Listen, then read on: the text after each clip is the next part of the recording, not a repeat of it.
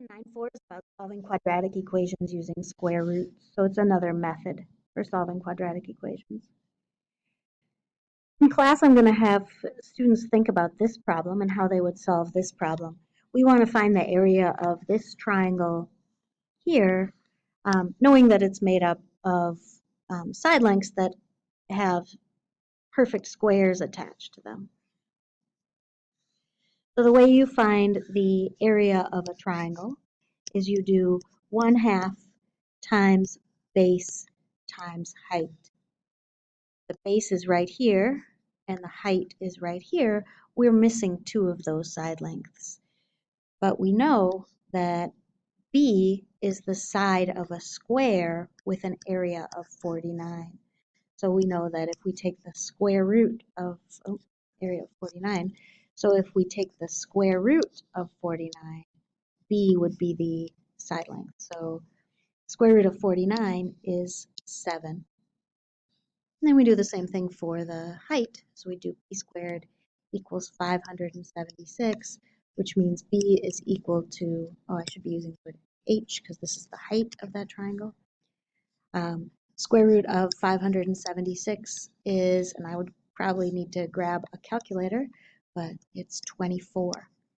And then to find the area of the triangle, I would do 1/2 times 7 times 24, or 12 times 7.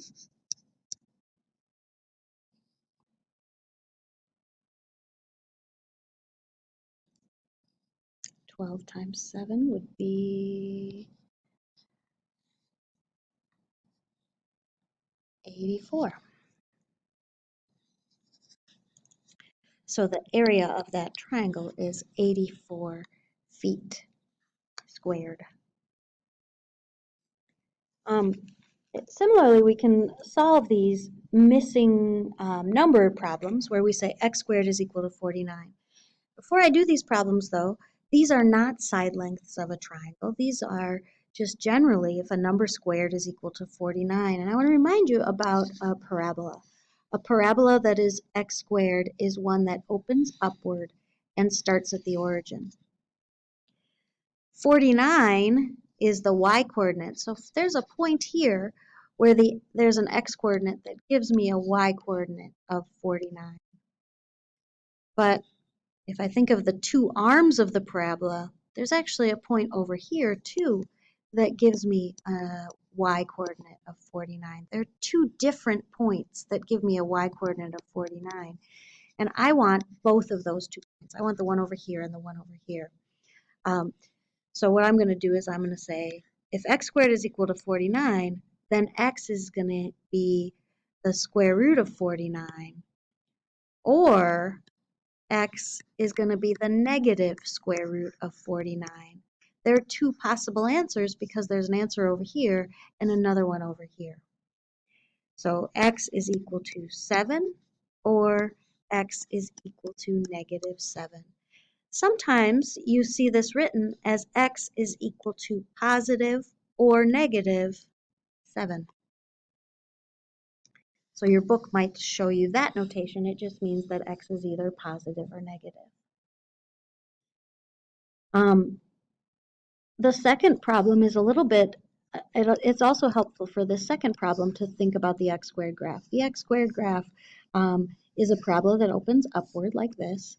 And then we're asking, where is the y-coordinate equal to negative 21? Well, negative 21 is way down here somewhere. And so we're asking what x-coordinate gives us a y-coordinate of negative 21? And the answer is there isn't one. There's no solution to this problem.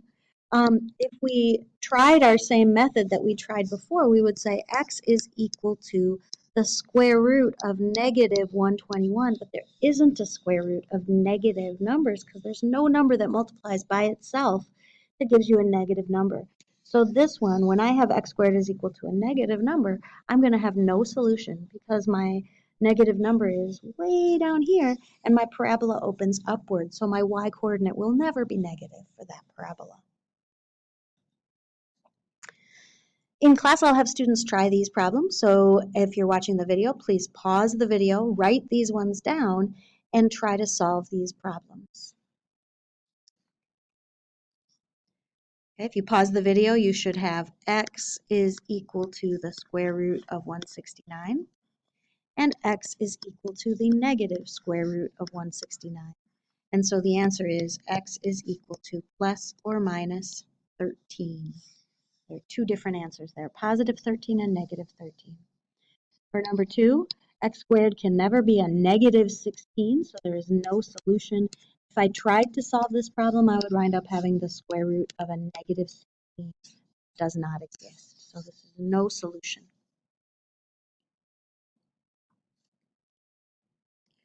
We can make these problems just a little bit more complicated. If we make it a little bit more complicated, we're going to need to first, so our process is going to be get x squared by itself, so get x squared alone, and then solve. So this x squared is not alone, it has a 7 in front of it. So I'm going to divide both sides by 7. So I get x squared is equal to 16. And then I say, well, x is going to be positive square root of 16, or x is going to be negative square root of 16. Square root of 16 is 4, so x equals plus or minus 4 are my two solutions. For the second example, I need to start by getting x squared alone, so I'm going to divide both sides by negative 3. So I get x squared is equal to 8. Now 8 doesn't have a perfect square root. This is the first time we've run across this for these problems. So we still have two options. We have x is equal to square root of 8, or x is equal to negative square root of 8. And there are a couple of different things you can do. One thing you can think about is if I'm estimating this number, 8 is really close to 9, and 9 has a good square root. So I could say x is about 2.9, that's an estimate, or x is about negative 2.9.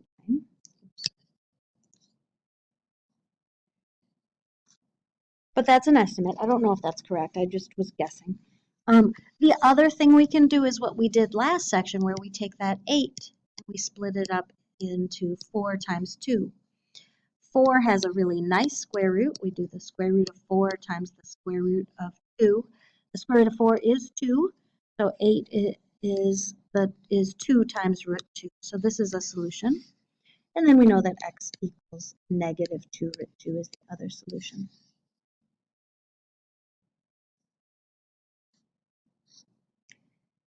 This is what I'll have the students do in class, so please pause the video and write this one in your notebook and try these problems. And you can return after you've tried the problems to check your answers. These are my solutions to this problem. First, divide by 5 in the first problem, then take the square root of 25. So x is equal to positive or negative 5. First, divide by negative 1/2. Dividing by a negative 1/2 is the same thing as multiplying by negative 2. So negative 36 times negative 2 gives me positive 72. 72 doesn't have a perfect square root, but I can break it up as 36 times 2. I just did that.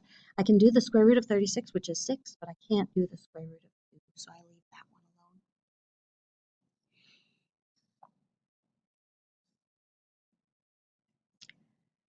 alone. We can get just slightly more complicated than we have already.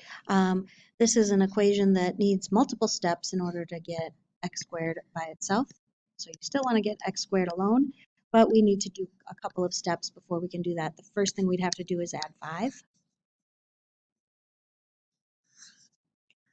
So 3x squared equals 27. And then we need to divide by 3. So x squared equals 9, which means that x is equal to plus or minus 3. Of course, you can check your solution by plugging that in. So 3 times 3 squared minus 5 would be 3 times 9 minus 5 would be 27 minus 5, which would be 22. So that checks out. And then 3 times negative 3 squared minus 5 would still be 3 times 9 minus 5 would still be 22. So that one also checks out. Here are two that I'll have you try on your own, so pause the video and try these ones and then unpause it after you've had a chance to work them out and see the solutions.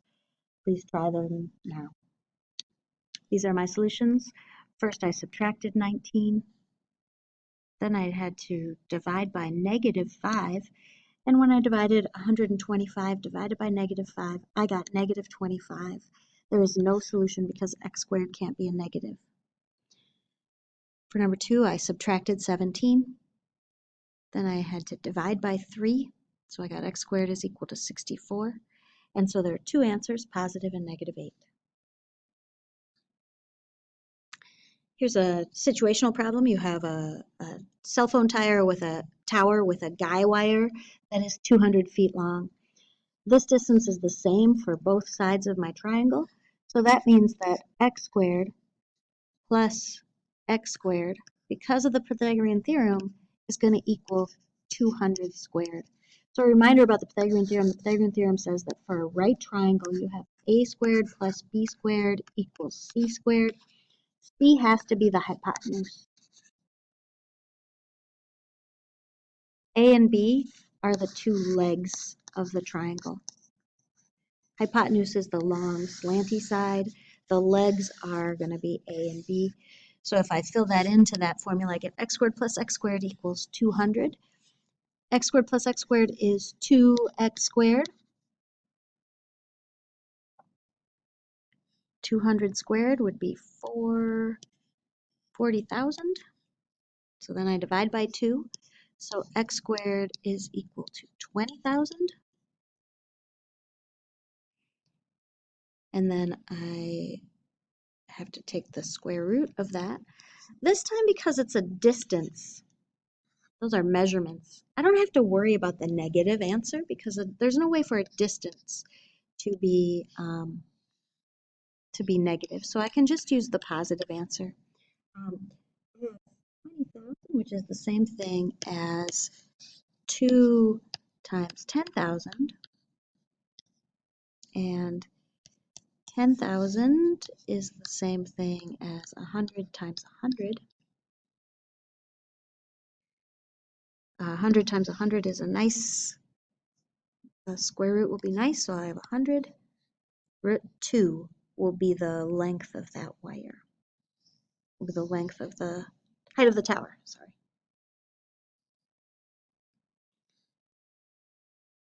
Okay, here's a summary. If you're trying to solve a quadratic equation using square roots, you first want to get the variable by itself, and then you want to take the square root of both sides of